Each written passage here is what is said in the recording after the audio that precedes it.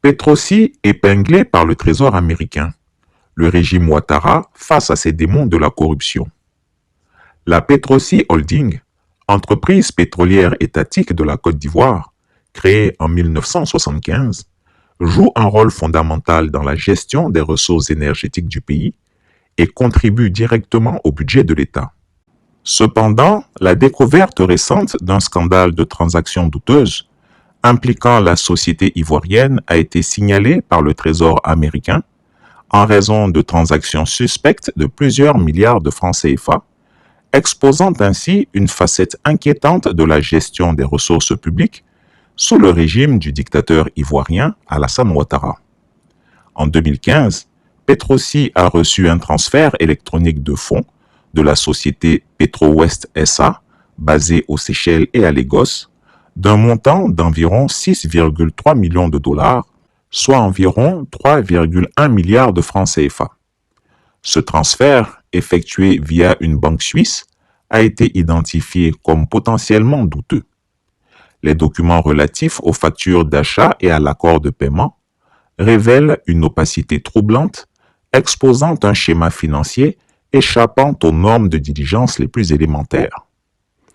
Tout est parti du rapport d'activité suspecte, en anglais Suspicious Activity Report, SAR, déposé par la Bank of New York Mellon auprès du Financial Crime Enforcement Network, FinCEN, le réseau de lutte contre les infractions financières du Trésor américain. En cause, des virements bancaires au bénéfice de Petrosi Holding, jugés suspects par la Bank of New York Mellon.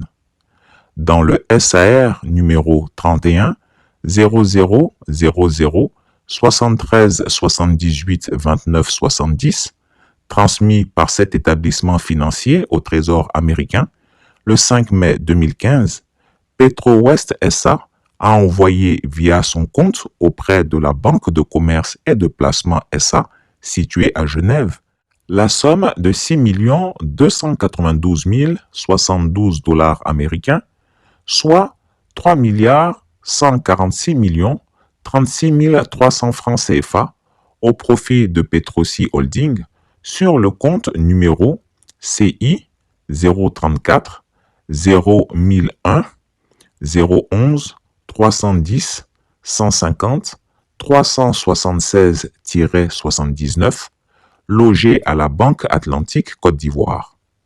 La raison de ce virement électronique: facture d'achat 2015-002 et 2015-003 et accord de paiement 15-012, selon le dit document.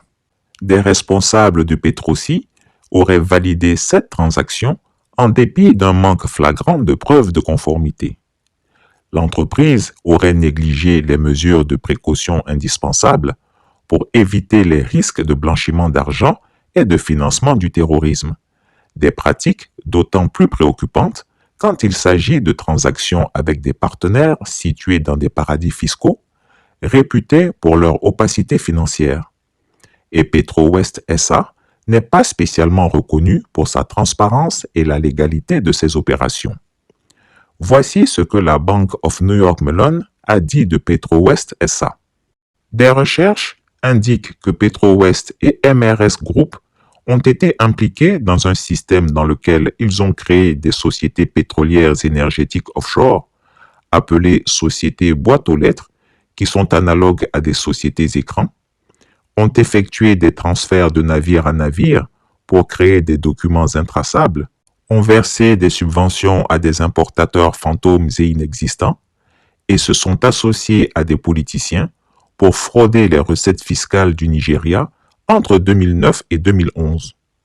Dans ce schéma, le NNPC alloue du pétrole aux raffineries nigérianes qui fonctionnent à 40% de leur capacité, comme si elles fonctionnaient à 100% de leur capacité. Les allocations excédentaires sont ensuite vendues aux sociétés de boîtes aux lettres suisses à des prix bien inférieurs au prix du marché en vigueur.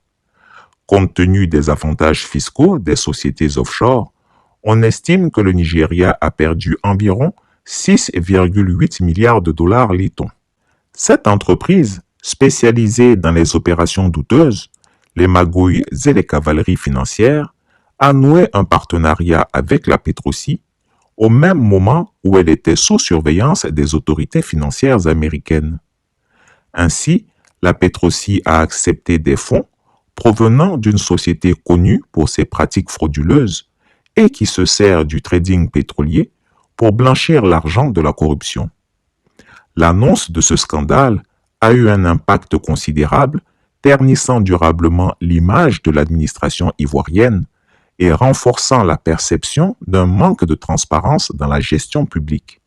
L'implication de Petrosi dans ce type de transactions opaques soulève des questions sur l'efficacité des mécanismes de contrôle de l'État et sur la volonté réelle du gouvernement d'Alassane Ouattara de lutter contre la corruption au sein des institutions étatiques. Le signalement par le Trésor américain souligne la gravité des faits et l'importance d'une coopération internationale accrue pour traquer les transactions suspectes et appelle à des enquêtes plus rigoureuses sur les pratiques des entreprises publiques ivoiriennes. Ce scandale illustre une corruption enracinée, renforcée par la protection des proches du pouvoir et l'absence de sanctions dissuasives, encourageant ainsi la répétition des infractions. La Petrosi, dont la mission devrait être de servir les intérêts de l'État, semble être devenue le théâtre de pratiques douteuses qui sapent l'économie du pays et la confiance du peuple ivoirien. Pour redresser la situation et prévenir de futurs scandales, il est impératif de renforcer les mécanismes de contrôle interne et de rendre les processus de gouvernance plus transparents. L'adoption de normes internationales rigoureuses et le recours à des audits externes réguliers pourraient aider à assainir la gestion de Petrosi et d'autres entreprises publiques. Le gouvernement doit démontrer sa détermination à lutter contre la corruption en prenant des mesures fermes et en poursuivant les responsables de tels abus, quel que soit leur niveau d'influence. L'affaire Petrosi illustre une fois de plus que la mauvaise gouvernance et l'opacité financière restent des défis majeurs pour le développement de la Côte d'Ivoire. La société civile et la communauté internationale doivent jouer un rôle de surveillance pour garantir que les enquêtes se poursuivent et que des réformes structurelles soient mises en place. Le scandale Petrosi est un signal d'alarme brutal, exigeant une vigilance sans faille et une mobilisation collective pour sauver l'intégrité de la gestion publique. Sans une volonté politique forte et des sanctions exemplaires, des scandales continueront de miner les fondements économiques et sociaux du pays. Voilà déjà plus de 15 jours que les salariés de Petrosi observent une grève illimitée. Cette entreprise publique spécialisée dans les hydrocarbures est engagée dans une privatisation partielle. Les syndicats exigent un plan social. La direction de l'entreprise s'y refuse et affirme qu'il n'y a pas de licenciement prévu. Elle promet que les salariés conserveront leur poste malgré le changement de propriétaire. Mais la crise de confiance est patente et elle s'explique par un certain nombre de faits. En premier lieu par l'opacité de la situation financière de l'entreprise. Selon la direction, la baisse des cours du pétrole est la cause du mauvais état des comptes. Les salariés parlent, eux, de mauvaise gouvernance. Difficile de se faire une idée, depuis l'année 2013, l'entreprise n'a plus publié de rapport annuel. À l'époque, elle affichait un résultat net bénéficiaire. Les entreprises choisies pour reprendre les actifs de Petrosi posent également problème. Les activités logistiques sont dévolues à une co-entreprise créée avec la multinationale belge Sea Invest. Mais cette nouvelle entité est dirigée par Mamadou Latif Toungara, le frère de l'ancien ministre de l'énergie et du pétrole, qui n'a pourtant aucune expérience dans ce domaine. Les stations-service de Petrosi sont cédées à Puma Energy, filiale de Trafigura, une firme impliquée dans le déversement de déchets toxiques à Abidjan en août 2006. La filiale ivoirienne de Puma Energy est dirigée par Amadou Touré, le neveu du chef de l'État Alassane Ouattara. Tous ces faits mis ensemble exacerbent les passions et renforcent les tensions au sein de la holding pétrolière de l'État de Côte d'Ivoire. Chris Yapi ne ment pas. Retrouvez Chris Yapi sur ses 2 chaînes YouTube, sa chaîne Rumble, ses comptes TikTok, X, Instagram, VK et Threads.